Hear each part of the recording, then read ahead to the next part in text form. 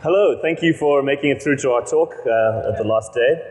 I should probably not run that stuff before I give you a disclaimer. So we're going to be talking about improvements in attacking client devices on Wi-Fi networks, so rogue access point or evil AP stuff. This year is the 10-year anniversary of when Karma attacks were first released, and there's a lot of work that needs doing, and that's what this talk is about. Some of you might recognize the logo we put up there. So after Heartbleed, we realized that every tool needs a logo, right? You can't just write code anymore, you have to have a logo. So Facebook writes hack on everything, and they sort of sent this out in an email invite. So I hacked their logo to make a logo for our thing. I thought that was appropriate. But thanks to Facebook for not suing us yet. Okay. So we're going to be talking about Wi-Fi at DEF CON, and we've got live demos, so it's guaranteed to do terrible things at some point. We'd like to not do terrible things to you, so please turn off your Wi-Fi if you don't want to be part of any potential terrible things. If you choose not to turn off your Wi-Fi and you stay in this room, then we take that as consent that you're okay with it. That said, we're not going to be showing people's passwords. We've got demos of our devices and things like that. Standard disclaimer. Hi, I'm Dominic, this is Ian. We work for a small company in South Africa called SensePost. We're a pen testing firm that's been going for about 14 years. Those are our contact details, just our first names at sensepost.com if you want to get hold of us. We like talking about this, happy to continue the conversation, and then we're also on Twitter with those handles. All right, so the ubiquitous why Wi-Fi or justification for our research slide. I think we all understand that Wi-Fi is pretty valuable. People, when they start hacking, like the first Skitty project, you go buy yourself a Pineapple, you turn it on, and then if you're at DEF CON, you get owned. I don't know if you guys saw So it's pretty fascinating. We were worried that the VOMs in that stuff might, because of some commonality, exist in ours. Thankfully, it doesn't. But we suspect we've spotted it every now and again, just massive amounts of shellcode start flying through the sky. So whoever that is, nicely done. But I think, so Wi-Fi gives you pretty cool stuff. We know that these things are ubiquitous, they're sitting in our pockets, we've all got them on us, and they're all connected to cloud services with tons of valuable information, be it your corporate information or your personal information. So we want to hack the Wi-Fis. They're everywhere and they give us lots of useful stuff. And the promise of hacking Wi-Fi is that you get creds from the sky, manna from heaven. There's vulnerabilities that exist at every layer. We can own Wi-Fi devices at sort of almost every layer of the OSI model. We should have creds falling from the sky. So you can spoof devices into connecting to your network with rogue AP attacks. If there's a secure network that you can try and crack those creds, WPA handshake cracking or EAP cracking, and then you get corporate creds. Once they're on the network, you can man in the middle of them and get passwords, like Doug Song released his stuff in 2000, Robert Graham released his hamster and ferret stuff in, I think, 2007. We had Firesheep in 2010. There's lots of tools released to give you passwords once people have connected. And then we've got stuff to try and mess with protection. So we can get around SSL using SSL strip and like Moxie's tools. So technically, at every layer, we've got these vulnerabilities. Why can't we just walk around with passwords filling up a database somewhere? The reality is, these days is kind of far from that. There's no manna falling from heaven.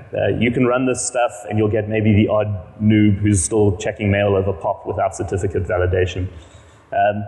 You really don't get a bunch of credentials flying out of the sky. And to try and get a lot of credentials, you have to put a lot of work in. So if you look at Karma attacks, which we're going to look at a bit, those things don't work as well as they used to, and we'll get into that 10-year anniversary.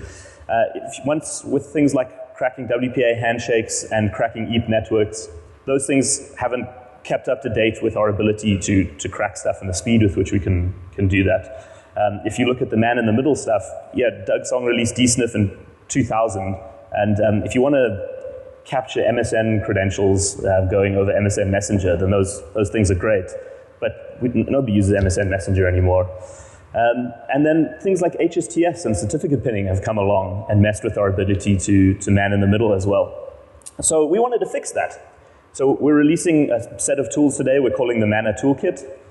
We're calling it Manna because of the manna from heaven thing, and we were trying to figure out what a decent backronym would be. So something that made that make sense.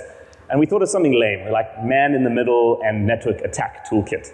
And we thought, okay, that's possible, we'll go with it. But then somebody yesterday suggested we call it Many Are Now Active, which we thought was pretty cool. Blaine, I don't know if you're here. So we decided we're going to call it Many Are Now Active. Okay, so before we look at Karma attacks, it's just a targeted primer about Wi-Fi. So first off, we're talking Wi-Fi. We're not talking 3G, GSM, Bluetooth, NFC, anything like that. It's 802.11, A, B, G, N, AC stuff. In Wi-Fi, you've got three types of packets. You've got management data and control packets. So control packets are the kinds of things that prevent RF collisions and allow lots of devices to talk RF at the same time and get decent throughputs. Data packets are the stuff that carries the data you're sending over the network. Management packets are the ones we're interested in. And in particular, there's three sets of packets: probe requests, probe responses, and beacons. So when your device looks for a network, when you open up your phone and you look at available Wi-Fi networks or do it on your laptop, this is what happens. Your device sends out a broadcast probe request, and then all of the access points nearby say, hey, I'm this network and I'm available. And that's a probe response coming back. Now, when you connect to a network, this happens. Well, something slightly more complicated than this, but this is the simplified version. You send a directed probe request, which is different from a broadcast probe request, in that you're looking for that specific network, and then it'll respond to that directed probe request, and you get an association. So if you've played with the AirCrack suite, and you've run fake-auth with Air Replay, that's what this is. When you get that association ID, it's reached the end of this process. So current Karma attacks, the stuff released by Dino and Sean in 2004, they target this aspect of the association. So if something tries to associate to a network with a directed probe, they'll respond and you associate. But they don't target this part of the whole thing. And what ends up happening is if you look at, sorry, I'm jumping ahead a little. Anyway, so if you look at problems that happen, if you run Karma these days, it doesn't work as well. Because, so if you take like a standard Android device, this is a Nexus running the latest one, it'll show you a list of networks that are available, but it's not necessarily directed probing for those networks. So Karma won't know to respond to that stuff. So if you've got a home network saved there, you can click on it, but it will say, well, your home network's not here, so I'm not going to try and associate and send that off. So we need to fool those devices into thinking that that network is here. So I'm just going to jump back a little. So back in South Africa, as kids, we play a game in the pool we called Marco Polo. So we've asked some people at the conference if they've ever heard of Marco Polo, and they say they have, not the Explorer, the game. So I apologize if this is a localized reference, but the way the game works is some kid closes his eyes, and he's it, and he shouts out Marco, and then everybody nearby shouts out Polo, and he has to try and catch them. So he has to acoustically locate them. So this works well for Wi-Fi. So imagine that your client device, when it sends out a broadcast probe, is shouting Marco, and all of the access points responding are shouting Polo with their network name. So that's what Karma relies on, is the fact that we can't tell the difference between one person saying Polo home network and another person saying Polo home network. And that's built into the way Wi-Fi works. It's your corporate networks. You're going to have hundreds of APs spread across your campus. You need to be able to have lots of BSS IDs advertising the same ESS ID so that you can roam around and connect to lots of different things. And the places where authentication happens is after association. So that's where you do your EAP stuff, where you do your WPA stuff. So before then, it's completely unauthenticated. You can spoof it, and nothing is any the wiser. The other aspect that makes Karma work is that devices have preferred network lists on them. So when you connect to a network and you choose save that network or remember it, then that gets stored as a preferred network. And one of the problems that devices have is that they probe out for these networks, even when they shouldn't. They should just be sending out a broadcast request and looking if the network's nearby. But for a variety of different reasons on different devices, they will send directed probe requests saying, hey, home network, are you here? Hey, home network, are you here? Like, it's just shouting out Marco. And so the modern implementations of Karma these days, so the guy on your right is Robin Wood, DigiNinja. He wrote the first patches for Karma for hostapd, which is the open source access point software. And that's the stuff that's used on the Pineapple, although they released a new version of Pineapple stuff yesterday, so it's slightly changed now. And the guy on the right is, I can never pronounce his surname, Thomas Dotrep. I'm sorry if he's here and I'm butchering it. He's the guy that wrote the aircrack suite, and the Airbase NG tool implements Karma in software mode. Right, hi everyone. As Dominic said, my name's Ian de Villiers. Believe it or not, this little note is actually stuck up on my wall at the office because I really battled with hostapd. It seems as if the developers there followed that old thing about not commenting the code, because if it was difficult to write, it should be difficult to read. I've also got to say it's a bit disappointing. I'm doing my first presentation at DEF CON and I'm forced to use Windows because when we presented yesterday, Linux just didn't want to work with the projectors and stuff, so I thought I'd take I'd be safe, but anyway. But in any case, the big thing, as Dominic pointed out, in order to sort of successfully start getting devices to associate with our rogue access points, our access point is going to have to respond both to directed probe requests as well as broadcasts. So literally what we did is we did quite a lot of work on the actual hostapd code. And we added components where it's literally just a bunch of hashes and stuff, hash tables, where we'd store lists of networks that devices had probed for on a per device view. So if Dominic's phone is probed for 3 networks, we'd store that, and then later on we'd respond for broadcasts with that. And this literally would mean that devices would potentially start noticing that networks were open and would start connecting to them. So to give you an idea over here, I've just got a display over here. This one. One thing, we are going to fire this up now, as Dominic said right at the beginning, with a disclaimer. So if you've got your Wi-Fi on, you'd probably see that networks that you've associated with previously will probably start becoming available as I go through the talk over here. In any case, on the screen, we've got just a screencast of an Android device. We can see there are a couple of networks it's connected to previously. So SENSEPOST, Manna, etc., etc., etc. They all stored. Flamingo Rooms is currently available over there. And then literally we're going to fire up Manna. And on the left-hand screen, we're going to fire it up. You're going to see a whole bunch of output from it. And that's literally where it's storing direct probe requests for specific devices. And when we come along over here, our previously saved network has now obviously gone along. It's now available and it's attempting to connect to the thing. And we can carry on and it's actually connected. So this has followed the sort of same logic as normal. I mean, in terms of it's followed the new logic we've implemented, and that being that we've stored the direct probe request and then we respond to the broadcast, hello, we're here, and the device is actually going to connect. If we skip further and we just delete that network and we create a new one, then you'll see more how the original Karma attacks worked. So we delete that and we're going to create a network, and then it's going to say, hello, are you there? So we're going to call the network Manna SensePost.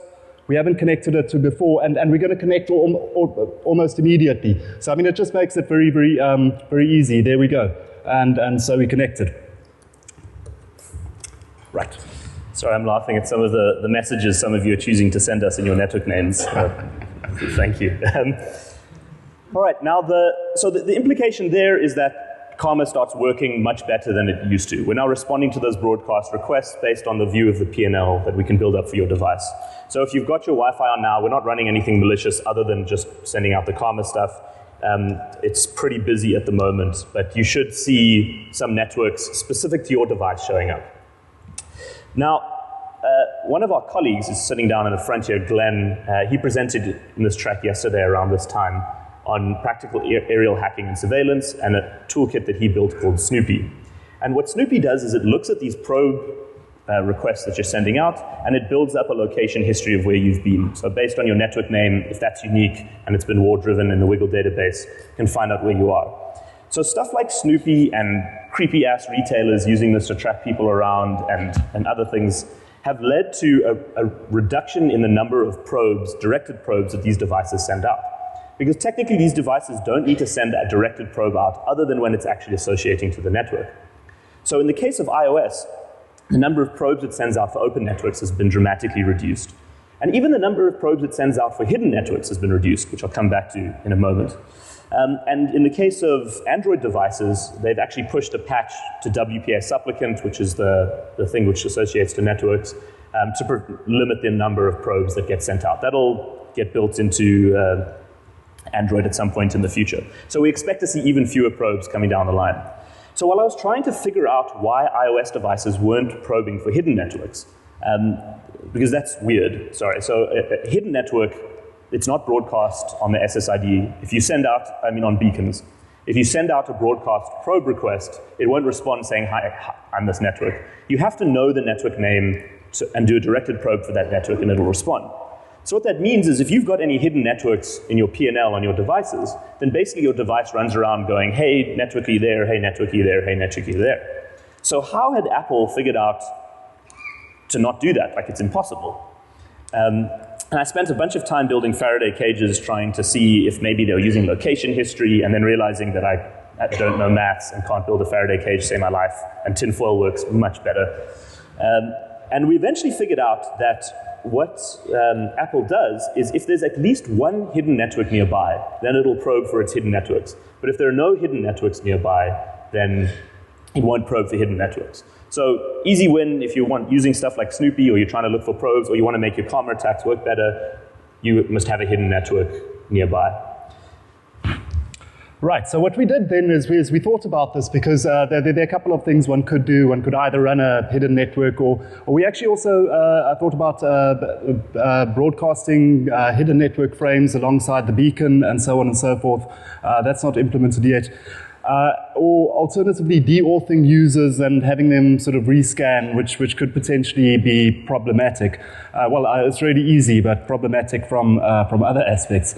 But eventually what we thought was, because different devices react in different ways, and a large number of people these days carry more than one Wi-Fi device around with them, which would probably have different levels of stealthiness, if I can put it that way. What we thought is we'd actually go along and implement something else. So if you remember earlier when I was talking about Karma with the per network, per device view of networks that it's actually probed for, we decided, okay, well, actually, let's skip this. We're going to actually, if anybody is out there, we're going to go through every network that we've actually collected from any device, and we're going to broadcast it. And it actually makes our Karma attack significantly better. So if I skip back to the videos, and I go to Karma Loud, it's basically a configuration setting. It's not enabled by default because it's really noisy. And we start running the actual Karma engine. What we're going to see is on our right-hand side, we've got our Android application. There's only one open network. But as Karma starts picking up more and more networks from other devices nearby, that list is going to grow substantially. I mean, there all of a sudden you start seeing a whole herd of them. And unfortunately, the tablet I was screencasting this from is a bit longer than my screen. But there are a lot of them, and they just sort of carry on coming up and so on and so forth. And it really improves the success of our Karma attacks. Yeah, so I'm running that at the moment. If you're looking at your Wi-Fi device, you'll see that. But the problem is it ends up trying to generate more packets than this card can, or frames this card can send out in a reasonable time frame when there's lots of you. Yeah, so it might work for a bit, and then it'll probably fall over and start working again. But anyway, it's working. Okay, so up to now, what we did is we fixed Karma. Karma is 10 years old. It wasn't working so well. It now works much better. We field tested this. We're prepared to stand by that. We're releasing this tool at the end of the talk. You can take it and have new Karma attacks that work much better. But then we wanted to... Oh, thanks.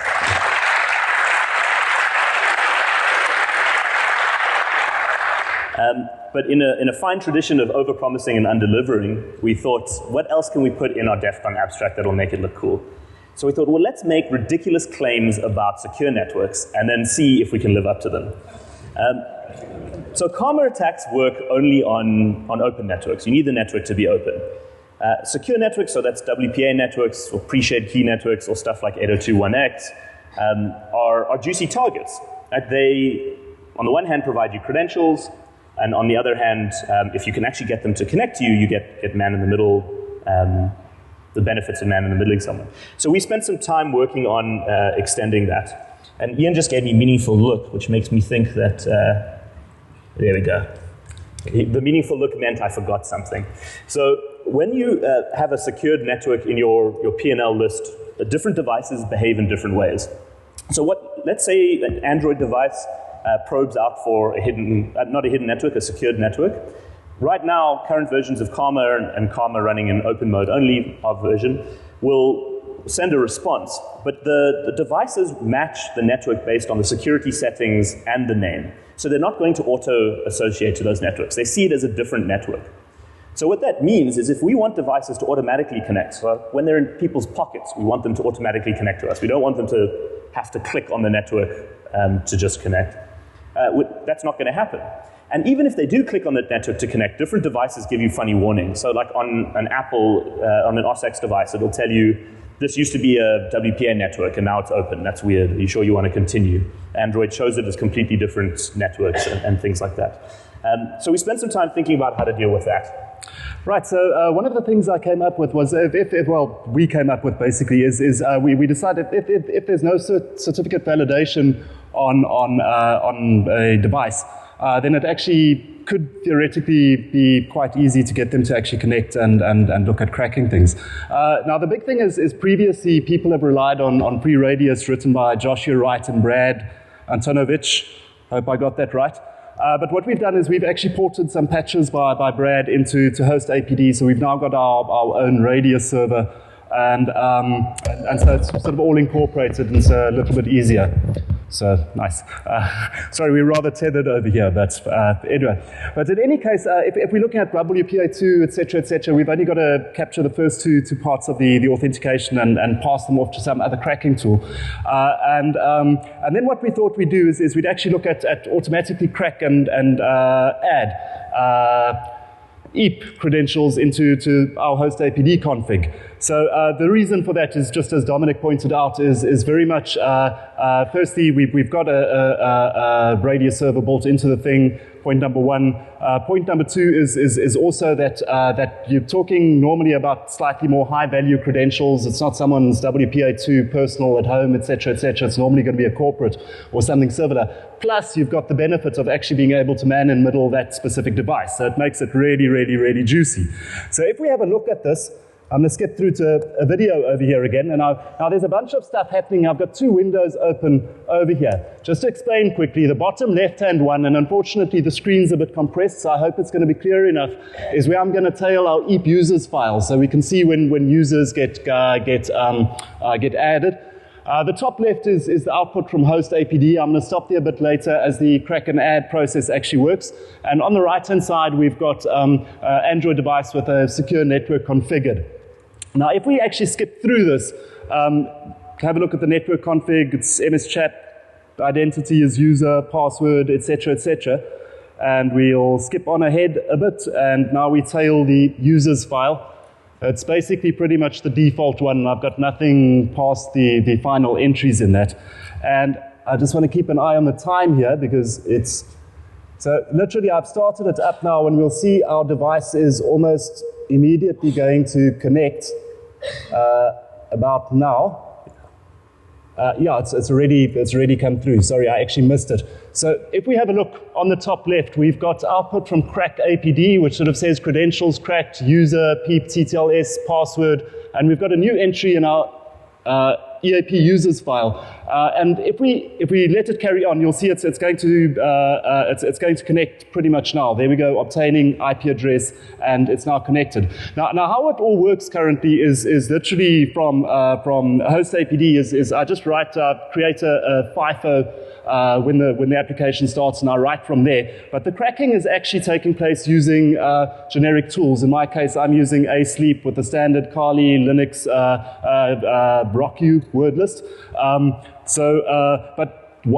the script itself is implemented in Python. It just makes it easier. People want to go along and start looking at cloud-based cracking providers or something like that. Just make it a bit easier to extend that. You have to say, though, that depending on the complexity of the password, it might not crack as fast as this one. This one's user was password, so it would naturally crack virtually immediately. But it could take, if it's crackable, it could even take a significant amount of time. So the implication there is twofold. The one is we took free radius WPE, which was released in 2008 and hasn't really been updated much since, and that's now integrated within this toolkit. So you don't have to run a separate tool that stuff will all work for you. And then the other thing we did is it'll auto-crack an ad, as Ian pointed out, so that you can hopefully start man-in-the-middling people. All right, so up to now, what we did is we focused on improving Karma attacks. The broadcast stuff, trying to deal with things like loud mode, trying to deal with secure networks. But to really make this stuff count, like if we just left it there, it's kind of a bit technical. It doesn't fulfill the promise of creds falling from the sky, manna from heaven. So we realized we needed to look at the man-in-the-middle side. Now here we've relied a lot more on lots of other people's tools. We've built some of our own. But the problem is there's so many different tools out there, you're never really sure which are the ones that are going to work best for you. And with the current configuration and the way devices work and the new stuff that's coming out like HSTS and certificate pinning, some of that stuff just doesn't work. I mentioned it in the beginning that it doesn't work as well. So we spent some time trying to put together configurations that would give us really nice results when man-in-the-middling and give us the credentials from the sky. So up to now we're just getting the EAP credentials. What else can we get? So the first thing we used is a tool by a guy named Daniel Roethlisberger. Once again, I'm sorry if I'm messing it. That's why there's a hamburger there, so I could remember his name. So this is a tool called SSL Split. If you want to man-in-the-middle SSL connections, I highly recommend this tool. It's scalable, it can do non-HTTP protocols, it writes the output out into useful formats. It's a really cool tool. The Manna toolkit uses this to do a lot of heavy lifting. But we didn't make any changes to it. The next thing we looked at was different configurations for different situations. So most people, when they're man-in-the-middling, will rely on matting or some kind of upstream connection that they're literally sitting in the middle of. But it's really useful to be able to do this stuff in places where people have left their Wi-Fi on, but there isn't necessarily an upstream connection. Like if you're a visitor in a foreign land and you don't have a data bundle. Or on an airplane, or down a mine, something like that. Lots of people leave their Wi-Fi on in airplanes when they're not supposed to. So a lot of devices will do these checks to check if they're online or if there's a captive portal. Apple devices and more recently Android devices try and get tricksy. So Google will make a request to something called generate 204 and expects a HTTP 204 response back. So to make it think it's online, you have to try and respond to these different things. Apple gets particularly tricky. They make a random request to a random URL on one of 200 different hosts, which it chooses randomly, with 2 different user agents, just to check that it isn't being blocked based on user agents. So we built a bunch of stuff that deals with all of this. Apache vhost that's built into the Manna toolkit that'll help you deal with it. And the reason it's interesting is because of stuff I'm going to talk about just now, where you can push malicious certificates to devices to make your man-in-the-middle work much better. So there's an option with this stuff in the toolkit to have that happen as it connects to the network. So one of the ways we can get creds, one of the easy ways, is to have a malicious captive portal. We'll show you the demo. It's a bit lame. It sort of says log in with your Google creds, and hopefully somebody will do that. But all of you guys would be far too smart for that, I'm sure. But it also gives us the ability in no upstream mode to start getting some credentials from people, and it gives us a place that we can push out our malicious certificates, which I'll show in a bit. So if you're going to be man-in-the-middling stuff on these devices, it's really useful if there's a certificate in their root store that you have the private key for. But we're not law enforcement or the government of Tunisia, so we don't get to do that to our population. We have to try and convince people to put those certificates on there. And that's supposedly quite difficult, right? Well, actually, it's ridiculously easy. And I think people should maybe be taken to task for how easy it is.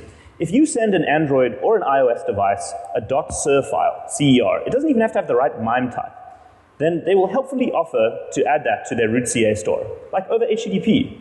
So if they're doing their captive portal network request and they receive a .ser instead of an HTML file, they'll be like, hey, you're sending me a certificate. Why don't I add that to my root CA store? You need to type in your password, granted, so there is an element of them warning you. But it just feels like that should be a harder thing to do. Like somebody in corporate IT should have to go and do that. Or you need to work for it. Not you can just send it. And in Apple's case, you can even push malicious iOS configs over there in the exact same way. Once again, you have to type in their 4-digit password. But some users are going to fall for that. And given that it gives us a root CA on their device, it's totally worth it. The next thing is HSTS. So HSTS stands for HTTP Strict Transport security. 3 acronyms I can remember, 4 blows my brain. So HSTS is something to defeat tools like SSL strip. And what SSL strip relies on is that if you type in something like google.com, you didn't type in https://google.com because you're my mother. She's a very smart lady, but she's not going to type that stuff in. So you're going to hit the page on HTTP, at which point you'll get a redirect to HTTPS. So SSL strip, stuff Moxie Marlinspike released previously, it'll just prevent that redirect and serve things over HTTP and rewrite links to HTTP. With HSTS, a site can configure that, will basically send a directive to your browser to say, always access me via SSL. So even if you type in accounts.google.com or http://accounts.google.com, your browser will still go to accounts.google over SSL without ever hitting plain clear text HTTP. So things like SSL strip don't get an opportunity to work there, and it gets very difficult to man in the middle. But there was this guy, LeonardoNVE, who presented at Black Hat Asia this year, who had this awesome idea for getting around HSTS. And it works really well, so we implemented it. And it's one of the things we're releasing in Manna Toolkit. Well, it's his work. All credit goes to him. We just made some changes to make it work slightly better. So I'm going to show you some demos of how those things fit together. Okay, so it's the same setup as up to now. We've got the tablet on the right, and we've got Chrome open, and we're running in no upstream mode. So if you try go to a page that we haven't faked, then it's going to take you to our captive portal. And we're going to go to foo.com, and it takes us to our fancy captive portal. And you'll notice it asks you to log in, and it's got a drop-down for different services like Google or Facebook, in the hopes that somebody's going to be a dork and just type their details for one of those things in. Creds from the sky. Okay, so we're going to type some creds in there. We've created a bunch of accounts for the purpose of these demos. Somebody types it in. It's going to send it as a GET request over plain HTTP. We can just pull that from our Apache logs, which is where we're serving all of that. So if we look in our Apache logs, there it is, his username and his password on the right-hand side. Okay, so that's really straightforward. But now, if we wanted to actually get his Google creds when he went to Google, what we can do is implement this HSTS bypass. So you'll notice we've gone to google.com, but it's redirected us to quadw.google.com. Now, quadw.google.com is not a real domain. And because it's not a real domain, there's no HSTS policy for it saved in your browser. So this requires 2 things. The one is it requires a DNS proxy, which Leonardo wrote, that will do this exchange. So you're trying to go to www.google.com, actually go to 4 Ws, but return the proper results. And a modified version of Moxie's SSL strip that, once again, Leonardo wrote, that will serve the right content, strip out HTTPS URLs. In this instance, we're actually not using that. Because this is in no upstream mode, we can control the full interaction, so we can create a vhost called quadw.google.com. And later on, we'll show you it running in NAT with that stuff happening live. Okay, so now we've rewritten the link so that if you click sign in on the right, which would normally redirect you to accounts.google.com, it once again keeps us on the quadw.google.com domain. And with the live NAT stuff, it would redirect you to accounts.google.com.x. And now we type in the same credentials. We've edited it to be a GET request. It's in clear text, and it's going to show up in our Apache logs just the same as the other one. Okay, but then the last thing is this malicious certificate side loading. Okay, there's the username and password showing up in the GET request. Okay, so that's the second way we can get, or the third way we can get creds from the sky easily. So lastly, we're now going to try this certificate side loading. We're going to go back to foo.com, a site that doesn't exist, with our portal. And you'll notice it's got this helpful let us auto-configure the network for you. 10 minutes, thanks. If you click on that, it pushes that SIR file to you, and Chrome helpfully pops up a prompt saying, well, what do you want to call this new root CA we're going to helpfully add for you? You can type in anything, and then you click OK, and you've got a root CA sitting on your device. Like, it shouldn't be that easy. So if the user makes a mistake of believing us, clicking on that, and clicking OK, and then it kind of comes down to how good your social engineering is, I guess, there. What it does, to their credit, do, is in the top left-hand corner, you'll see a warning pops up, which says, warning, this network might be monitored by a third party. because our root CA is not signed. So those are 3 ways in which we can improve the state of man in the middling after we've gotten things connecting to our device. Right, great. So those who were in Glenn Wilkinson's talk yesterday about aerial surveillance, etc., would have heard a reference to FireLam. But in any case, Firesheep no longer works, etc., So Glenn, quite a while ago, wrote a tool called FireLam, which is basically a Python script with Scapy, so it sort of can capture cookie information that parses out cookies made by request, made from specific machines, and it'll literally create new Firefox profiles with the cookie stores for every device that's actually gone through, or all the traffic that's been sniffed or loaded from a packet capture file. We use a modified one in terms of Manna, because obviously a large chunk of our information is actually still traversing the network encrypted, albeit through SSL splits, etc. So obviously FireLam isn't going to work, and so we just have quite a lot of modifications to actually parse that, not a lot of modifications, but just to parse the cookie information out of the SSL split logs. And this basically gives us because now obviously we've spoken about credentials, we can get that using all of these specific things. But in terms of that, session IDs and cookies, etc., are also some form of access token, and they're obviously very important. So we've implemented FireLam inside the Manna toolkit as well, and let's give you a demo of that. So it's quite a long demo, so I'm probably going to skip ahead a little bit with this one at some places. But in any case, if we go through here, this one has got a bad certificate loaded, it's SSL stripped, we're manning in the middle all over the place. So first thing we're going to do is we're going to go to accounts.com. This is the real google.com, accounts.google.com. We just MITMing it at this specific point. And we've signed on, and we can see that it says Andrew Hacker, that's the profile page, etc. And then that's not enough, so we'll skip forward and we'll sign on to Facebook as well, ahacker1337. What's nice to note over here is you'll see we've actually, because Facebook also implements HSTS, so we've got the same trick implemented. We're actually signing on to quadw.facebook.com as ahacker, which is awesome. And then we can sign on using a password. And I'm going to skip ahead here a bit. I believe he creates a post to his various things. Oh no, hello mom, what is your maiden's name? And then he sends a mail, etc. All of this information is being captured at some specific point. But the big thing over here is if I sign on to my Kali Linux, which is doing all of this work, and in this case I'm now going to be running FireLam to actually have a look at this.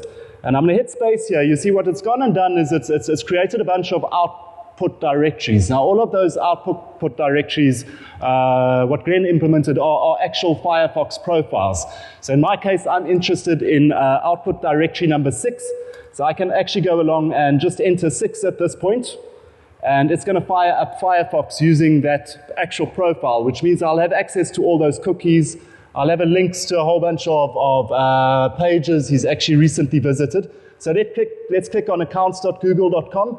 We're using the same cookie he was using a couple of minutes ago, so we now actually have signed on to it as, well, not signed on, we're impersonating him on accounts.google.com as Andrew Hacker.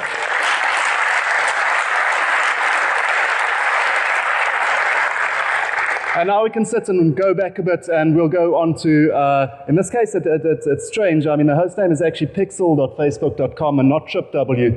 But if we click on that, we get the same effect. Any moment now. Any moment. There we go. So we've actually authenticated, well, impersonating him on Facebook at this point. Now we made a couple of changes to FireLam once again in the meantime, because we're pulling out a whole bunch of creds, which obviously aren't cookies, etc., but they're stored all over the place in these SSL split files, which hasn't all been completed by the time we recorded this demo. So I'm just going to skip forward a little bit over here. Here, for example, is basic auth for, no, that's not that one. Somewhere over here we've got basic auth for mail. I think that is time. But in any case, even the clear text mail, everything is stored in there, so that is all over there. So I'm sure many of you have seen this before. These two fine gentlemen, and I use that term very loosely, have never spoken at DEF CON before. So what does that mean they do? There you go, that's right, they drink. Thank you very much. No, not yet. I gotta get my shot of water.